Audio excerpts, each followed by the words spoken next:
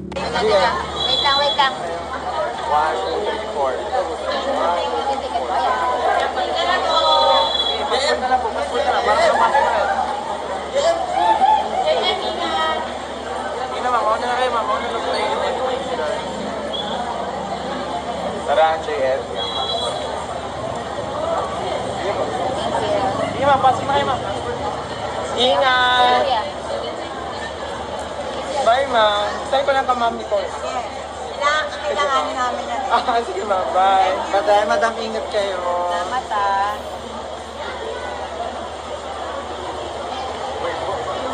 Kasama namin.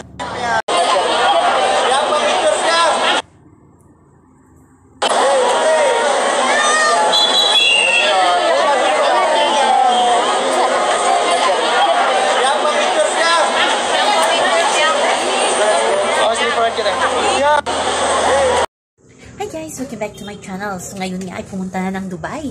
Sina GM at Fiang, unang PBB Gen 11 up nag-out of country. Talaga grabe yung blessing sa kanila. 3 months pa lang nang lumabas ng bahay ni Kuya ay talagang grabe. Nakapag-abroad na itong si JM Ibarra at si Fiang Smith. Siyempre kasama nila si Morissette at si Darren Espanto sa Barrio Fiesta. Alam naman natin pag Barrio Fiesta na ABS-CBN talaga malalaking star ang kinukuha.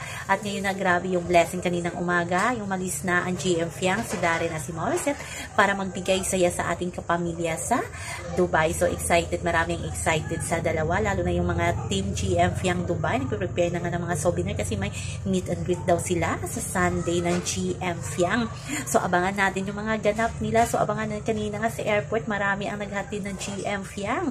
Kina Fiang at GM at na-interview na sila. Nasa front page na sila ng ABS-CBN News. So, grabe talaga yung blessing ng dalawang ito, diba? At ito pa, si Dingdong Bahan. Nagsabi, good luck, lovebirds. Happy trip. So, totoo ba? Confirm na lovebirds itong si GM at si Fiang Smith.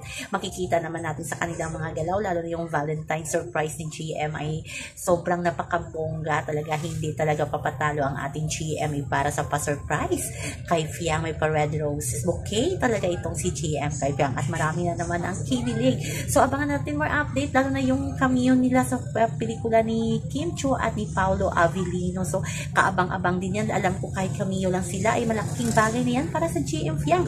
Unang PBB Gen 11 housemate na magkaroon ng movie na naman. So abangan na lang natin yan guys. So yan lamang po guys muna ang ating update sa GM Fiang. Abangan natin mamaya ang pagdating nila sa Dubai Airport. So bye bye! Also remember, wag po tayong paka-stress.